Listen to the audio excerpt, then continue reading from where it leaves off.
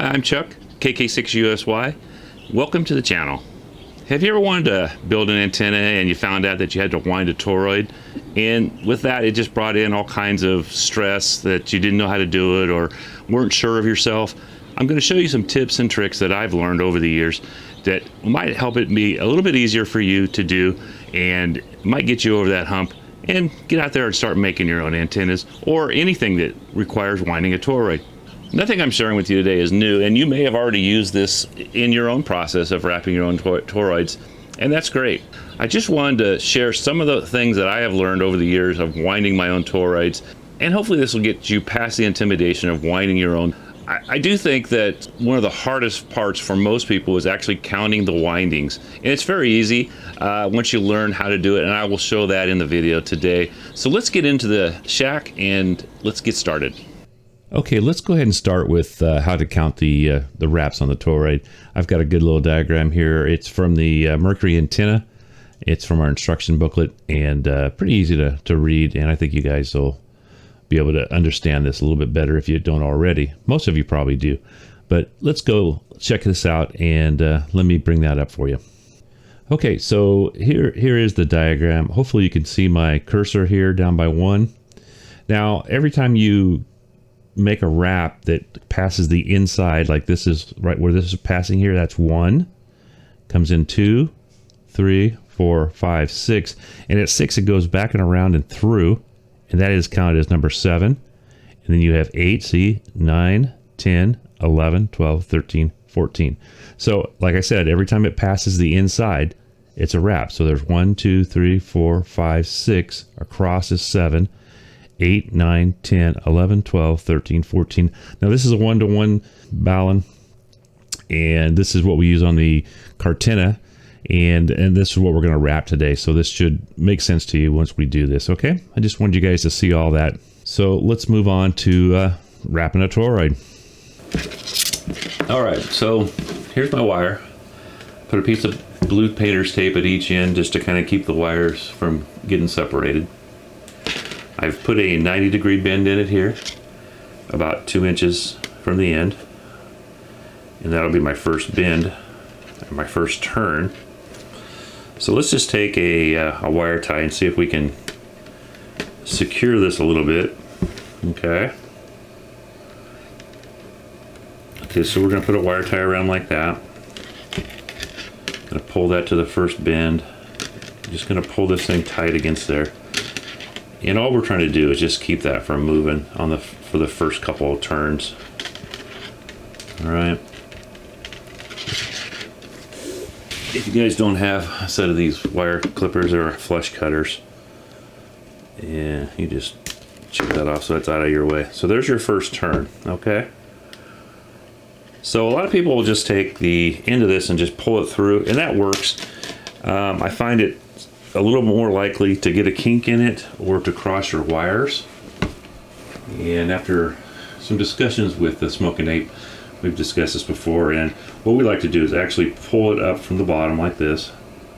Just get it nice and tight each time you come around, and then push it down through, okay, with your wires lined up, because what we don't want to do is we don't want to cross our wires.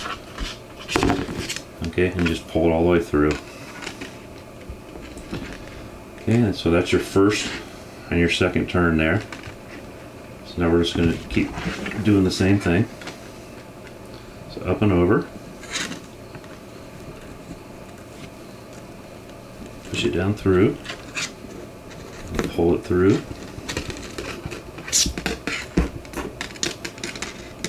And like I said, we're just making sure that our wires are close together and not crossing. We're going to do that again.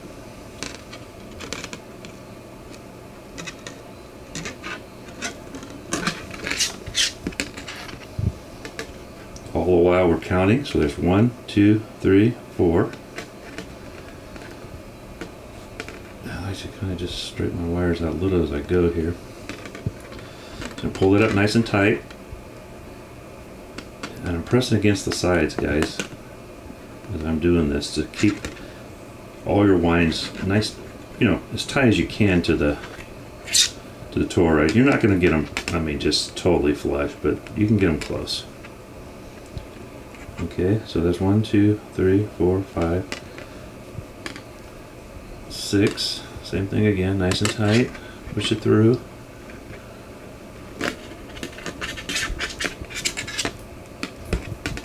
Okay. And then 7. 7 goes down, but it's also going to go across, right? Remember that? Just basically changing directions. So 1, 2, 3, 4, 5, 6, 7. And then 7 goes across, and I'm going to put it nice and close to this other side over here so that I have room.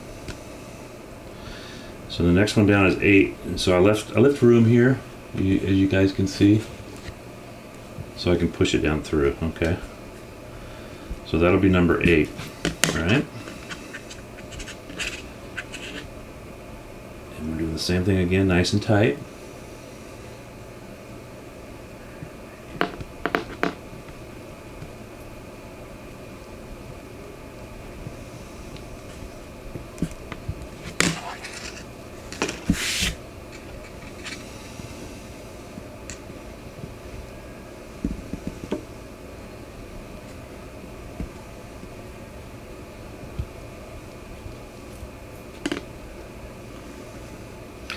So 7, so 1, 2, 3, 4, 5, 6, 7, 8, 9, 10.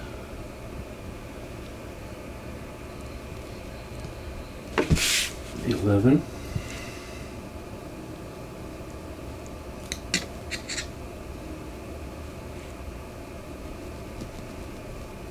12.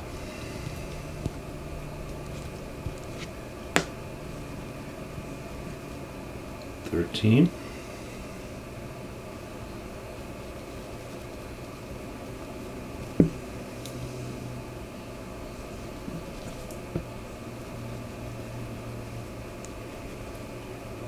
14.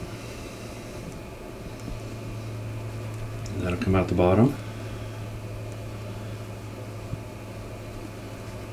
So 1, 2, 3, 4, 5, 6, 7, 8, 9, 10, 11, 12, 13, 14.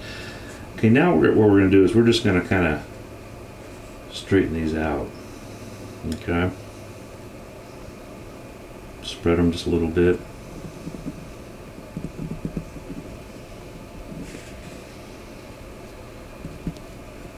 Just to kind of get them spaced out nicely.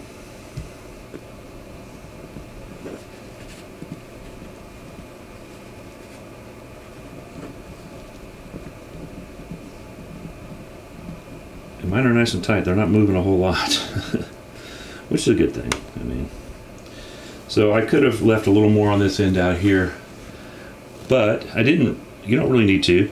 And the next most important thing you're going to do when you put this on them, this is for the mercury, for the mercury antenna. What you're going to have to do is you're going to have to scrape these ends off, because this has enamel on them, and you don't want that on there when you do your soldering. So let me show you what it would look like on a winder.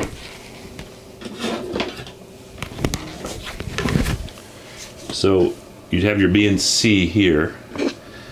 Just stick that through, and then this is going to mount on there like that. So I have plenty of room there. And then these two here are going to come to these two joints out here. So one leg your antenna, the other leg your antenna. So what you do is you measure those and cut, and then you're going to solder your end pieces on. But you got to make sure you get this enamel off of there, okay? And I use a painter's tape because you can just pull it off later.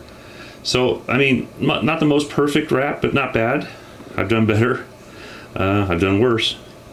But you can just kind of get everything pushed together and spread out. So hopefully this is help you guys. I do like to push down through. I've done it both ways. I tend to every once in a while get almost, I never got a kink in one, but I've almost got a kink doing it the other way, where you drop this down through.